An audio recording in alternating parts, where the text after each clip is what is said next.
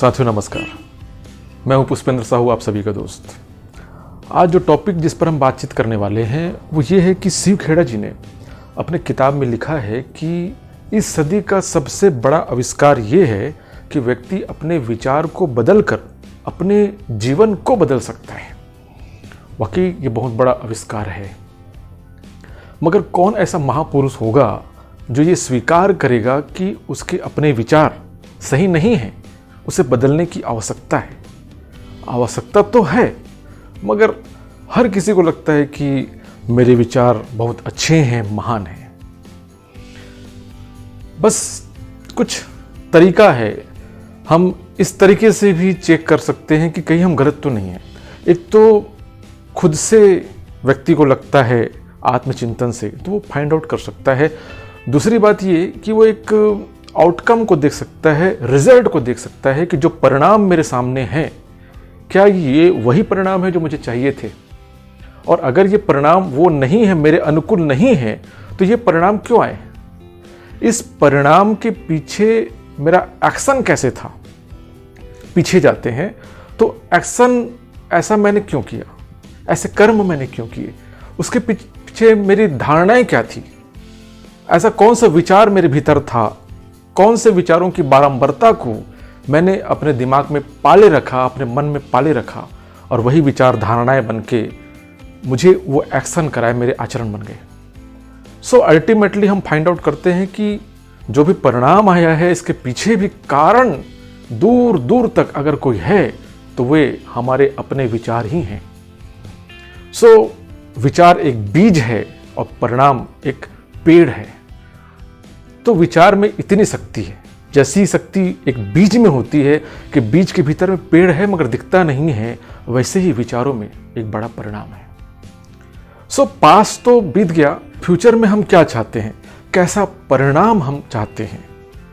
So future में एक सही, पॉजिटिव और अच्छा परिणाम पाने के लिए हमें ऐसे विचारों की बारंबारता भी करनी होगी, क्योंकि विचार ही वो बीज हैं जो वो पेड़ बनाएंगे।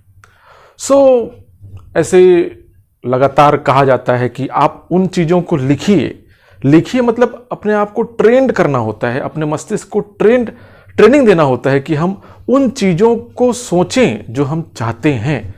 एक आम व्यक्ति यही मिस्टेक करता है, वो उन चीज़ों को सोचते रह जाता है जो एक्चुअल में उसे चाहिए ही नहीं, और यही विचार धारणाएं बन के उनके सबकॉन्शियस माइंड में जाता है और उसके ये आचरण बन जाते हैं, और उसका जो परिणाम आता है फिर वो स्वयं शॉक हो जाता है कि ऐसा कैसे हो रहा है, मैंने ऐसा कैसे कह दिया, बोल दिया, कर दिया। सो इन फ्यूचर हम चाहते हैं कि हमारे साथ अच्छा हो, तो क्या अच्छा हो। इसलिए कई बार ऐसा कहा जाता है कि आप जो चाहते हैं कि भविष्य में जो आपको बनना है, करना है, पाना है, उनको फाइंड आउट करें और उनको 55 बार लिखें। ये एक मानसिक ट्रेनिंग भी है। कहा जाता है आपको YouTube में ऐसे बहुत सारे वीडियो मिल जाएंगे जिसमें कि ये बोला गया है कि 5 दिन लगातार 55 बार अपने टारगेट को लिखिए, उन चीज़ों को लिखिए जो आप चाहते हैं कि वो आप अचीव करें। ऐसा कई वीडियो मिल जाएगा जहाँ पर कि बोला गया है कि आप 3 बार लिखें, 6 बार लिखें, अलग अलग टाइम पे लिखें, 9 बार लिखें, 5 दिन लिखें, 10 दिन लिखें, 11 दिन लिखें। तो ये सारे ट्रिक क्या हैं, उसमें जो चमत्कार है इसे तो मैं नहीं जानता, मगर उसके लॉजिक को मैं समझता हूँ। और लॉजिक यही है कि ये सब करके हम अपने मस्तिष्क को ट्रेन करते हैं कि भैया पॉजिटिव सोचो, पॉजिटिव चीज़ों को जानो, उसके महत्व को जानो और अपनी प्रवृत्ति बना लो, अपनी हैबिट बना लो। क्योंकि बार बार किसी कार्य को किया जाता है तो वो हमारे जहन में बैठ जाता है। हम सभी स्कूल जाते थे, राष्ट्रगान हम गाते थे, किसी ने ऐसे बैठ के उसको लर्न किया है क्या? नहीं, मगर सबको याद है, क्योंकि बार बार जो हमने सुना, किया, वो हमारी एक हैबिट में आ जाता है। और यही इन सभी जो ट्रिक बताया जाता है कि अपने लक्ष्य को लगातार आप 5 दिन 55 बार लिखें, लगातार लिखते रहें, इसके पीछे लॉजिक यही है। और दूसरी बात यह है कि वो लिखना मात्र कोई ऐसा टाइपराइटर वाली बात नहीं है, उसमें एक इमोशन भी चाहिए। इमोशन है तो कहीं जाके हमारे दिल में वो बात जाती है और हम किसी एक्शन को पूरे दिल से करते हैं तो उसका एक बड़ा रिजल्ट आता है। हम अपने मस्तिष्क को ट्रेनिंग देते हैं कि हम पॉजिटिव सोचने वाले व्यक्ति बने। लगातार लगातार लगातार प्रैक्टिस करते रहेंगे तो हमारा मस्तिष्क फाइंड आउट करना चालू कर देगा कि ये विचार तो नेगेटिव है, इसकी कोई ज़रूरत ही नहीं है, मैं इसे क्यों सोच रहा हूँ, इसको मैं अपने मन में क्यों पालूं। इसीलिए किसी सत्संग में मैंने सुना है कि शिवानी दीदी बोलती है कि सोचना भी है तो बड़े सोच समझ कर सोचना है कि क्या सोचूं, क्योंकि उसके अल्टीमेटली परिणाम तो आएंगे। सोचना भी एक एक्शन है, सोचना भी एक कर्म है। सो माय डियर फ्रेंड्स, हम चाहते हैं कि फ्यूचर में अच्छे परिणाम हो, अच्छे रिजल्ट हो, तो वो क्या परिणाम है उसको हमको लिखना है, अपने मस्तिष्क को हमें ट्रेन करना है। हम लगातार पॉजिटिव चीज़ों को ही सोचें, लिखें, अपने मस्तिष्क को ट्रेन करें कि लगातार हम सकारात्मकता की तरफ जाएं। निगेटिव सोचना बड़ा आसान है, इसलिए मैक्सिमम लोग वो सोचते हैं, क्योंकि निगेटिव सोचने में करना क्या है, कुछ भी नहीं करना है, छोड़ो इसको, ये गलत, ये खराब, वो खराब, ये गलत, ऐसा करके आदमी क्विट करता है। और पलायन करना, क्विट करना तो बड़ा आसान काम है।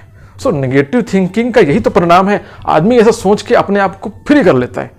जबकि पॉजिटिव सोचने में एक्शन करना होता है, काम करना होता है, मेहनत करना होता है, लगना होता है, इसमें परिश्रम लगते हैं।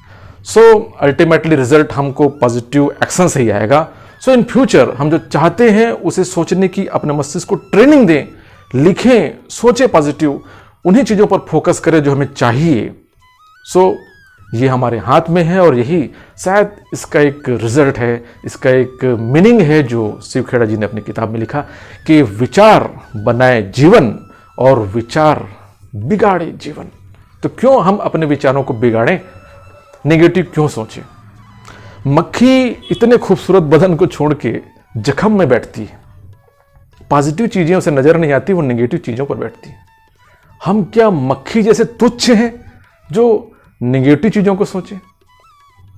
हम सकारात्मकता और रचनात्मकता की तरफ हमें जाना है, तो वैसे ही विचारों को पकड़ने की, वैसे ही विचारों को लगातार अपने मस्तिष्क में जगह देने की हमें एक प्रवृत्ति तैयार करना है, जो इन प्रवृत्तियों को जितनी तेजी से अपने भीतर डेवलप करता है वो उतनी तेजी से आगे बढ़ता है। करना तो यही है। थैंक यू, फिर मिलते हैं नेक्स्ट वीडियो में। और अगर मेरे वीडियो आपको अच्छे लगते हैं तो सब्सक्राइब करना मत भूलिएगा। Thank you.